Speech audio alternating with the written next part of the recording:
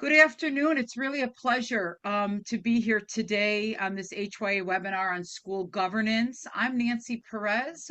For those of you who have never met me, I'm the president of HYA. And it's really exciting for us to be here today and to come to you with a shared desire with all of you to see more stability in our nation's schools. We really are so pleased to have so many superintendents and board members with us today, literally from California to New York and everywhere in between. So know that you're being represented here from states across the country. HYA has a really unique perspective in that we're working with hundreds of school boards and superintendents across the country each year, not only in our executive search work, but on our strategic planning, executive coaching, leadership development, restructuring, superintendent evaluation, and board governance work. HYA, we're always looking forward. And so it is with this knowledge and with the comments and feedback that we get from our community and our clients that we realize we have better and more current information than what a lot of the research and published articles provide. And so today we come to you with the desire to share this knowledge and really a shared desire for your success. We have always understood at HYA that our clients' success is the success for nation schools. We're going to provide a framework today that's deliberate in its approach. It's going to focus on the school board superintendent relationship. It's going to take examples of our work in the field that has solidified the fact that absent a deliberate approach and devoted time to this work, longevity, change, improvement, it really just doesn't happen. And so our framework today will focus on building the team, aligning your plans, and sharing accountability. A part of this is really defining what success means, and we're going to talk a little bit about what one would expect to see if success is achieved. Too often we see our fellow colleagues in the field, the boards, the superintendents talk about growth, success, and increased engagement, but never really define what it is and what will measure it and what you would expect to see. This framework and the tools that we've put in place ensure success is not left up to chance, but rather is part of a holistic governance structure with shared accountability. I'm going to be moderating today. We have a couple of polls. I'll be watching the chat, so feel free to send your questions through the chat function. There will be time for Q&A at the end, and I will take all those questions that come in via the chat and organize them around themes. This webinar has been designed to last 1 hour in total, including the Q&A with the presentation about 30 minutes. Again, we are recording today's framework. And so at this point, I welcome you. I thank you for coming. And I'd like to turn the presentation over to Adam Lechnir and Carlton Jenkins, who will do a brief introduction, and then they are going to dive right into the material. Thank you so much. All right. Thank you, Dr. Perez. And thank you all for joining us today. It's truly exciting to see so many different school boards represented across the country. Really excited to be able to talk about this really important and timely topic, school board and superintendent collaborations. Really excited to kind of dive into the work with you all. Before we do that, I wanted to share, here's a little bit more about my background. A little bit more about my background and what I do at HYA. I've spent my entire career in public education in lots of different capacities, from small rural districts to some of the largest school districts in the country. But what brings me to HYA and what I do at HYA is help boards and superintendents really build effective school board and superintendent collaborations. And that's why I'm here. I come with a passion to, as Dr. Perez said on behalf of HYA, really trying to create those conditions at the district and school level that drive impact and help us realize the outcomes that we want to see for all of our students. So again, pleasure to be with all of you today. Really excited about this topic. And with that, I want to turn it over to my esteemed colleague and co-presenter, Dr. Carlton Jenkins. Well, Adam, thank you so much for introducing myself. And Dr. Perez, thank you too for the introduction. I'll just say I am very excited to be here with my colleagues as we've been wrestling with this, as we're working with over hundreds of districts across the country and trying to see what is this latest trend of turnover at the board level, at the superintendent level, with our general staff. And we realize that this governance model that we have traditionally taken on has served us well during its time, but we see an opportunity to help kind of like slow this down. As I've worked with many board members, many board presidents, and have developed over 20 some superintendents throughout the country, I realized as I was talking to my colleague Adam that we needed a collaborative approach to governance. One, we understand that the board members, part of your job is to hire the superintendent, to be able to finance, look at policy, but doing that in isolation would true in the infancy of the superintendent. So I'm so excited to see so many superintendents on here to join the board members because this is where it really happens at. And also, I'm glad to see some of our principals and other directors join this call. So today we're going to pass on this framework of collaborative governance, and we hope that you could take something away from it. And if you're interested, we'll definitely be looking forward to working with you in the future. And if you're a new superintendent going in, or if you're a new superintendent to another district, this is for you. So please help us out, pay attention, and we'll look forward to working with you. All right. So as we dive into the presentation, here are some of the objectives that we're hoping to accomplish. Dr. Carlton, Jenkins, and I, along with some of our colleagues, Dr. Perez, and others at HYA, really wanted to tackle this issue of school board and superintendent collaborations. And as we were doing that, some time ago, we sat down and Right. as we were sharing our experiences and what we learned from our own experiences, from our colleagues across the country at HYA who work in school districts, is that there's some emerging factors that we've identified that influence effective school board and superintendent relationships. So we want to start there as sort of a place to kind of identify some levers of change or some places to start to build more effective relationships. And then we want to explore, well, what does that look like? What do characteristics of more effective school board and superintendent relationships? And then the last part will be providing a high level roadmap or a path to building a more effective transition with your school board and superintendent. And as Dr. Jenkins mentioned, we understand, having worked with school boards across the country, superintendents across the country, that this work, it's a journey, right? And every school board and school district, they're at different places along that journey towards building a highly effective team, towards implementing a successful vision to realize the outcomes we want to see. We recognize that. And so our hope, our goal is that you take away some tools, some helpful tools that you're able to adapt today and bring them back to your districts. We're here to help you along your journey. And with that, let's dive into some of those themes that we talked about. So when we were sharing kind of what makes or influences this relationship between school board members and between the board and the superintendent, these are some of the main factors and the main drivers that influence that relationship. We'll go over it in great detail over the next few slides. But just building off the comment that we just made around journey and giving tools, think about these factors as places that you can hone in on, improve on, build upon to build more effective relationships and collaborations between the superintendent and the board. And with that, I will go ahead now and turn it over to Dr. Jenkins to talk about our first main factor that we've identified.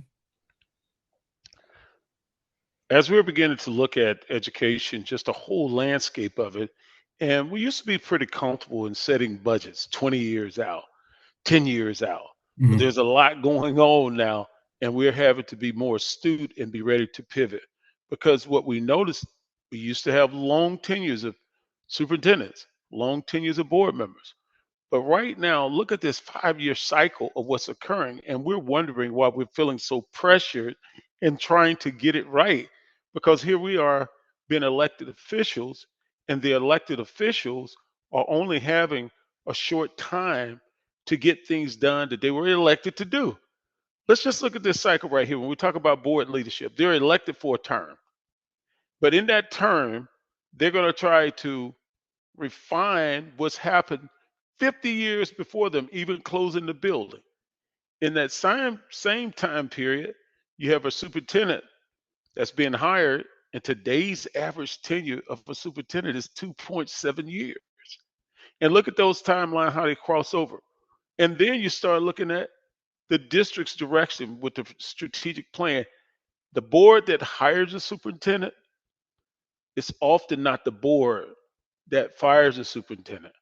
That was the old language, but not so much today because 2.7 years average tenure of a superintendent, 2.2 years for females, 1.9 for African Americans. So everybody's getting in and trying to make these decisions, and not to mention all the political landscape that we're dealing with right now. So what we thought it was best to get a collaborative approach to bring everybody in, and let's really talk about this framework that can help retain board members, superintendents, and your staff. Anything to add, Adam? Sorry, I was just coming off mute. No, I just to build off Dr. Jenkins, I think from our lens, working with boards and superintendents through many transitions, this is why we're here today. We're trying to unpack this piece about transition and ongoing professional development to really try to extend here on this slide those solid lines, right? How can we work together for longer periods of time to create stability for the district so that we can really implement strong strategic plans? Okay, with that, let's move to the next.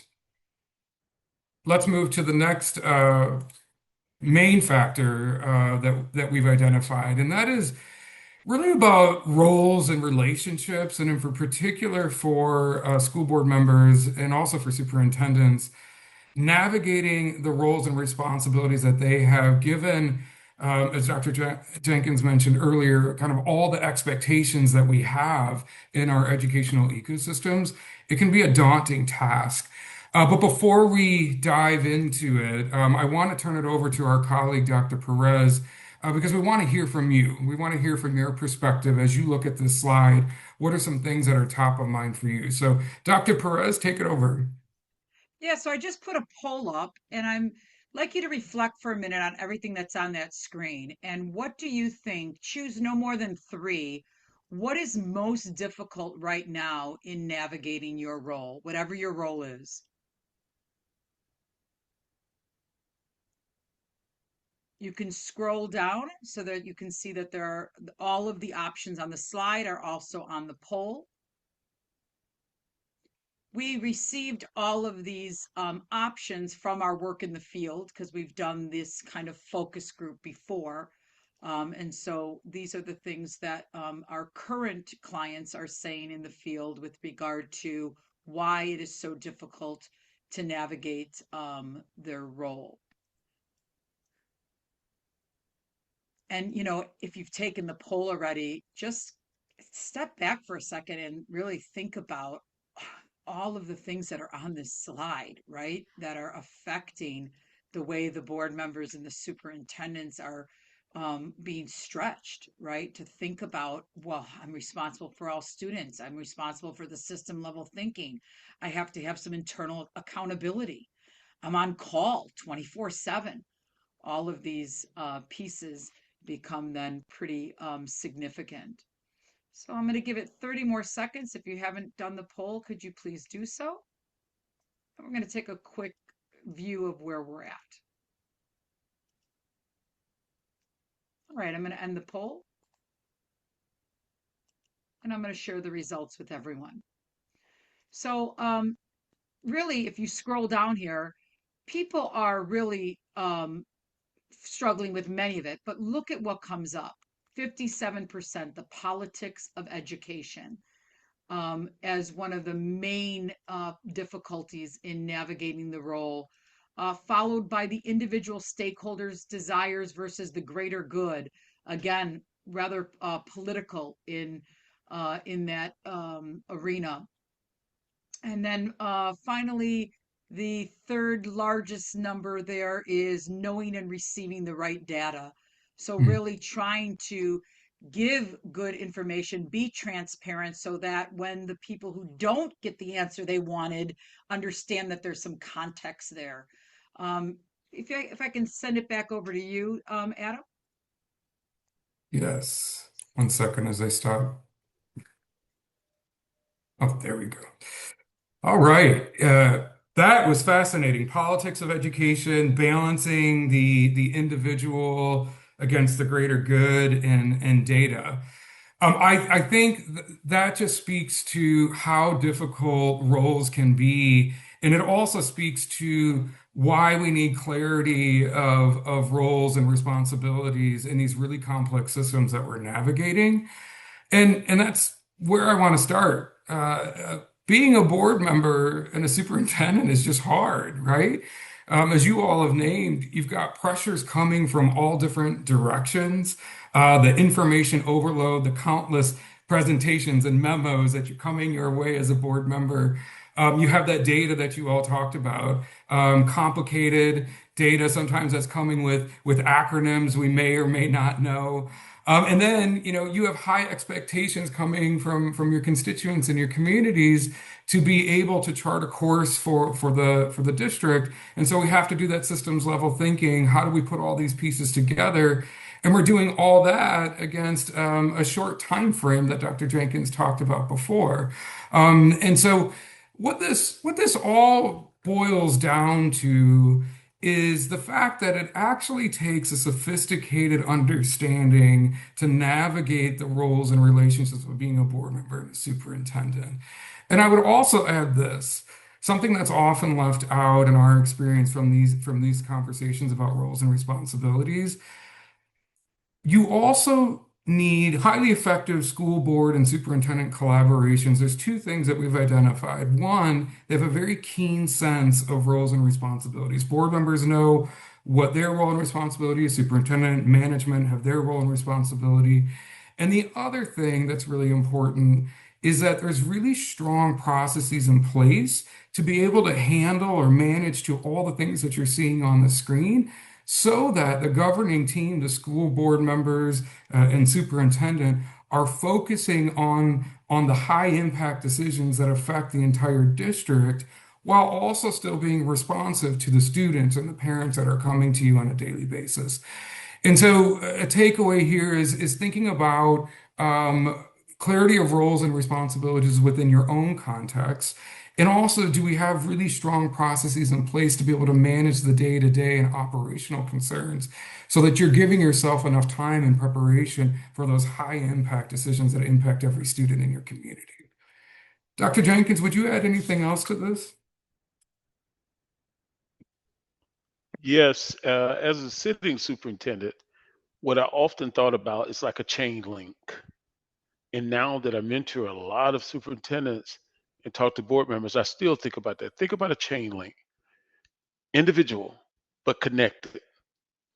Know what's in your sphere of influence, control, but yet you're depending on another link to make it stronger. And the stronger these processes are that Adam talked about, look at even at your survey, and we'll get to that in the next slide coming up. But if you think of yourself as a chain link, particularly if you're new in your job right now, you can't do it alone. You're stronger when you collaborate up and down. That's all I had to say on that slide. Thank you. I think that's a perfect segue, Dr. Jenkins, into the next topic, which I know you're excited to talk about. Let me get us there. Oop, I went all the way back. I'm sorry. So yeah, managing influence in the ecosystem we're all navigating. Dr. Jenkins. Yes. And you've heard that we have the information. real time from practitioners, individuals who are out there serving in the roles, right? The board members, the superintendents, the community, the staff, teachers, principal. We have it in real time here at HYA, pretty much more than anyone because we just deal with such a large, being the largest educational consultant firm, right?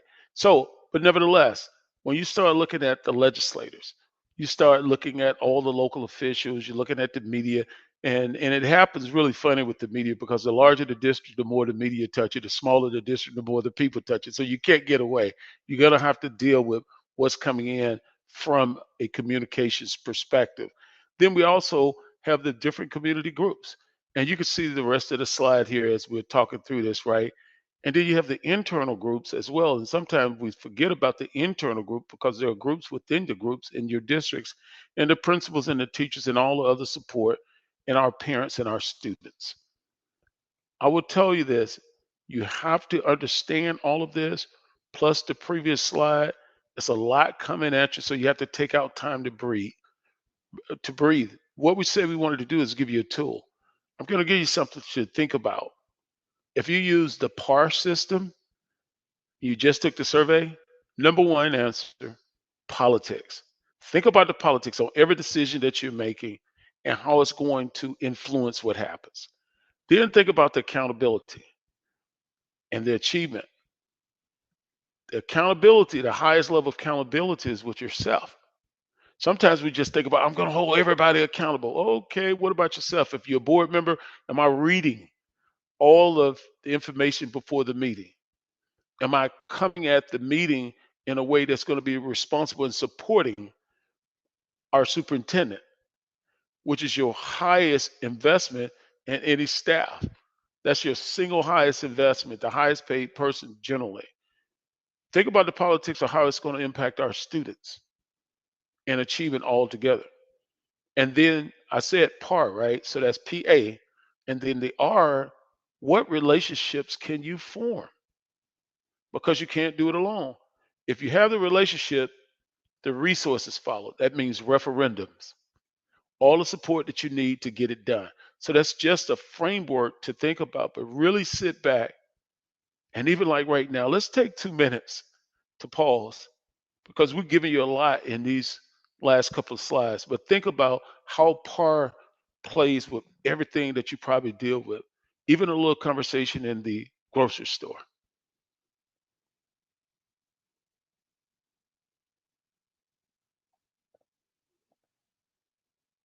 If it's something you feel significant, please put it in the chat so we can pick that up too.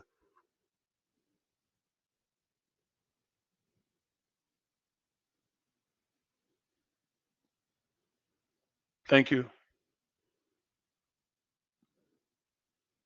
I'll pass it over to my colleague. Adam, you have anything else on this slide or you want to go to the next? No, we'll go straight to the next one, I think. And building off of what Dr. Jenkins just said about being kind of on the same page, you can't do it alone. That speaks to another main theme that our team, working with boards across and school and superintendents across the country, identified.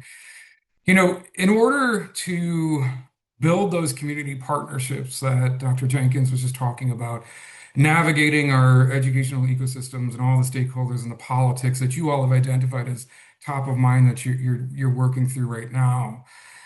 You really do have to work together as a team, right? Which means you have to have relationships and trust in one another. And when that happens, you're able to start coalescing around a vision, right? You have shared goals, you're advocating for the same vision, but also there's full ownership over that vision as well, working together to realize that vision with our community partners. And so when we're able to do that, when we have a clear vision about where we want to go and how we're going to get there, you're giving yourself direction both as a community, but also as a board and as a district, management, from the board members to the classroom, folks have a very clear sense of where we're heading. And because you have the relationships and trust, you've coalesced and own a vision together as a team, you're able to then build in really good systems to measure progress towards those shared goals. And what we see in our experience over time is that that leads to improved and sustained public trust because that creates the stability needed to implement really strong implementation processes to help us realize those collective goals that we've established. And really, the last point here is that it reduces school board and superintendent turnover as well. And really, you see downstream effects on the entire district. You see a reduced turnover. And so that kind of speaks to Dr. Jenkins' earlier point around the 5-year pattern that we've been seeing.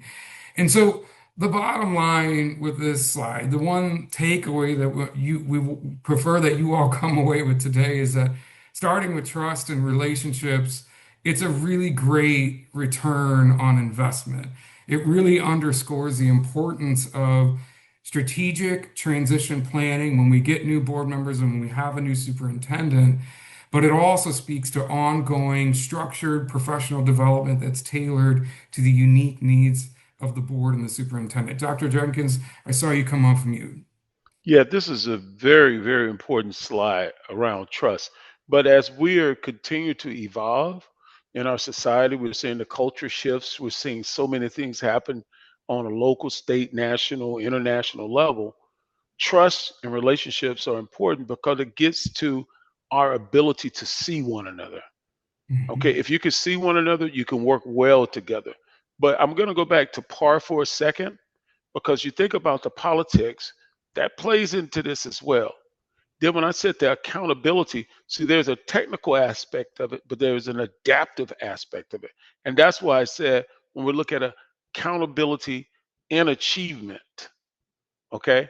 And then when you get to the R, we said the relationships, because if you have the relationship, people in a good, sound mind, they feel healthy about things, then they will distribute the resources necessary for the entire district.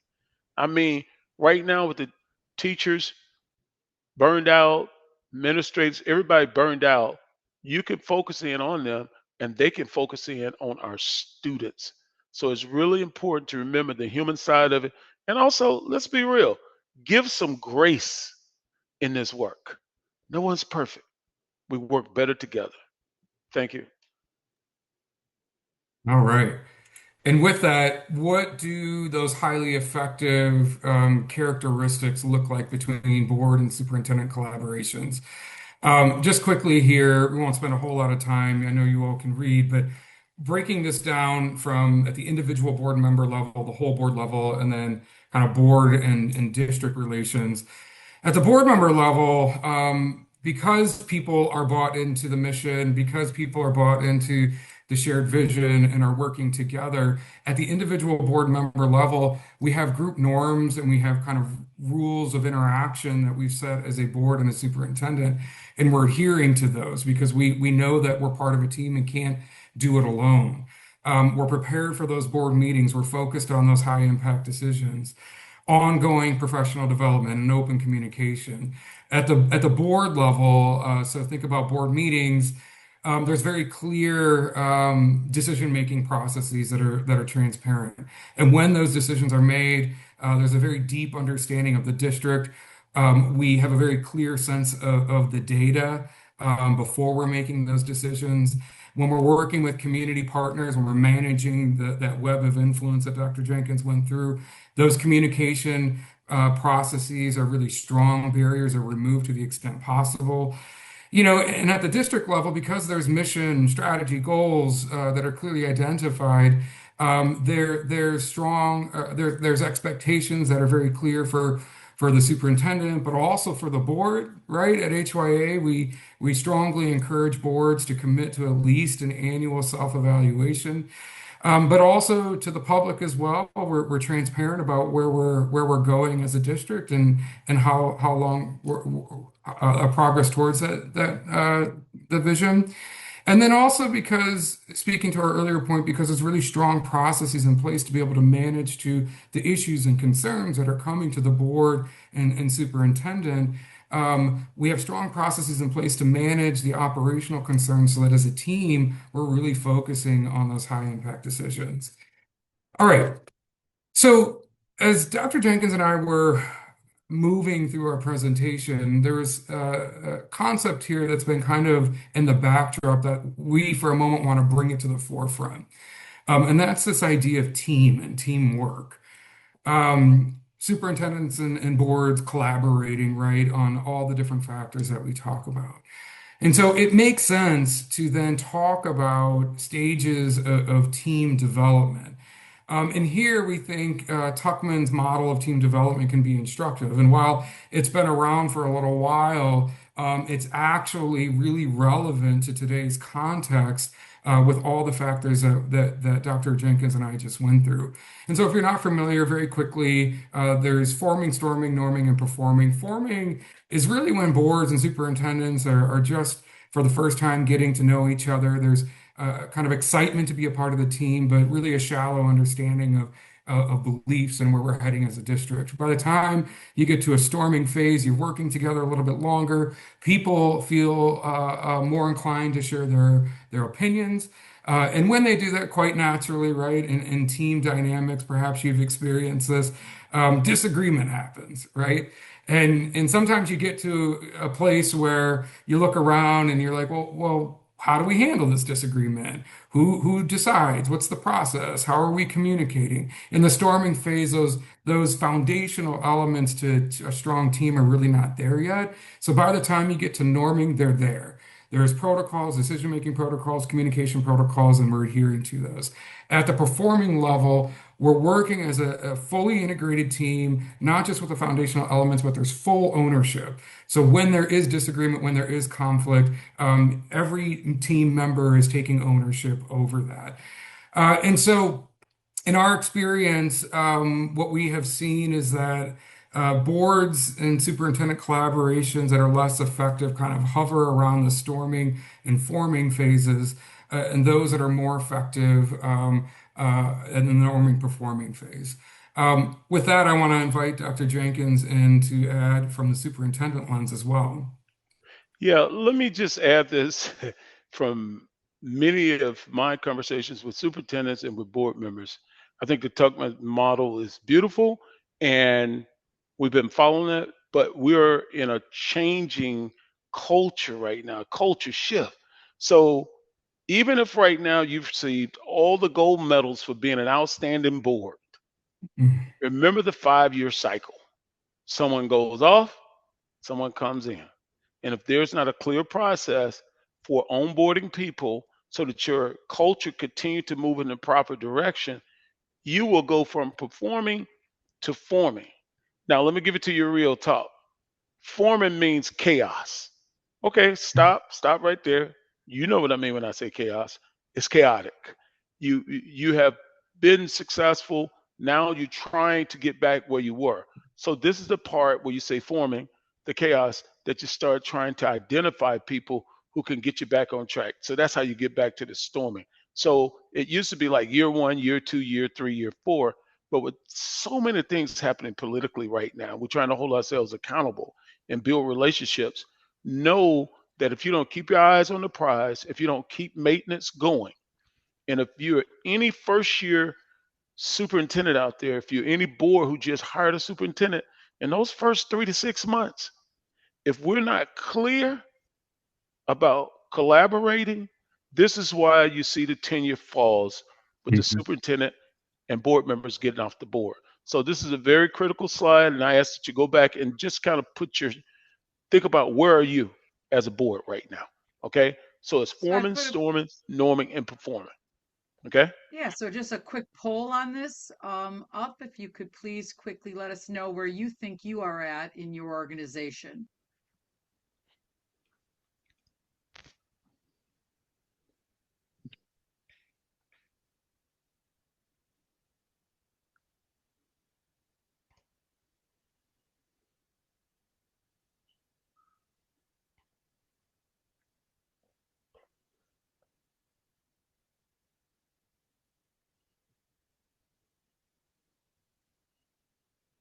Give it 30 more seconds to take the poll. If you haven't, please do so.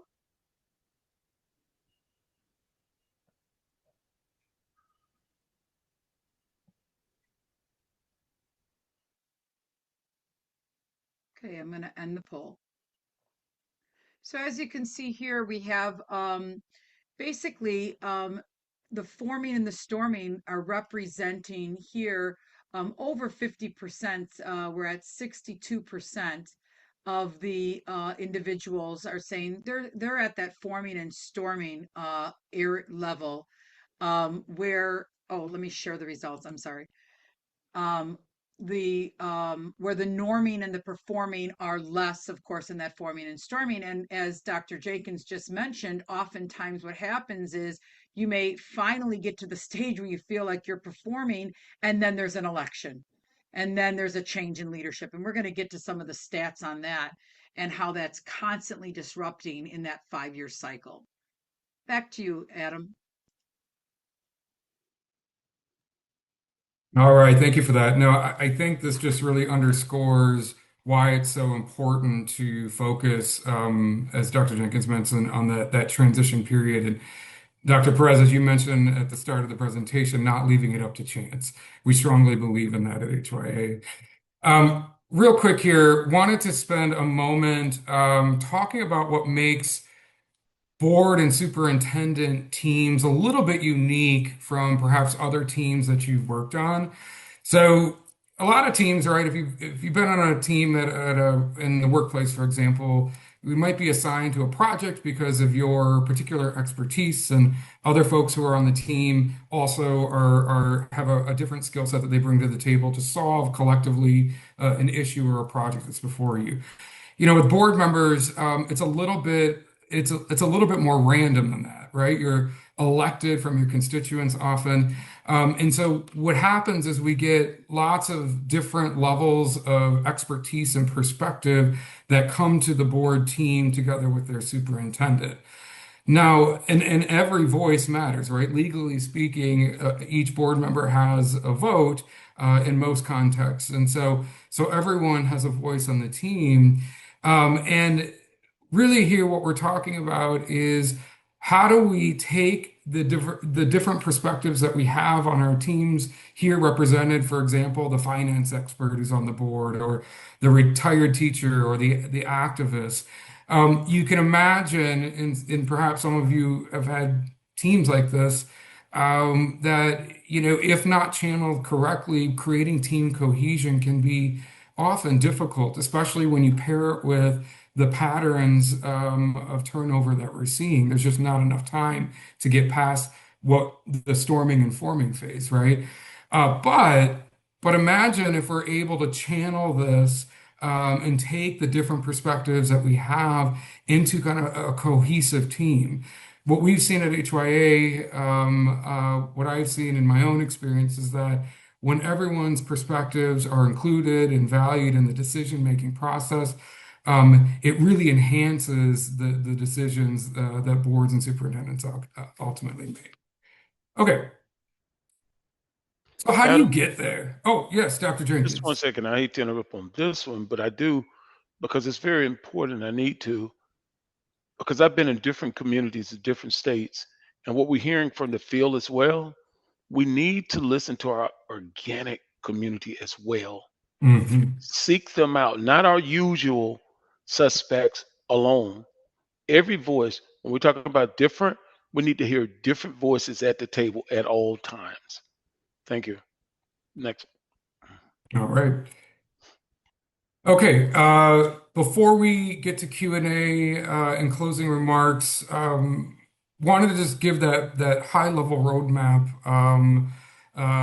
At HYA, we tend to break down this work into build your team, align your plan, share accountability. So build your team, you can think of as some of those foundational elements that are necessary at the storming level to move to the norming level. So you have those communication protocols in place, right? You have clear decision-making processes. Relationships are starting to form. There's intentional space for each member of the team to get to know each other, to build those relationships and ultimately build trust. As we're working together, right, we're able to coalesce around a vision, and not just coalesce around shared goals and a vision, but full ownership from every member of the team over that vision. That's where you really start to get to aligning to the plan. And then because we have a clear focus as a team where we're going, as a district where we're going, there's shared accountability with the superintendent, with the board, with the public. And over time, with that clarity, trust, and relationships, as we've seen, continues to build. And really, where we're going is this, what we call this governance destination. You want to be right at the performing level. I think we all want to be in sync with one another. Everyone's on the same page.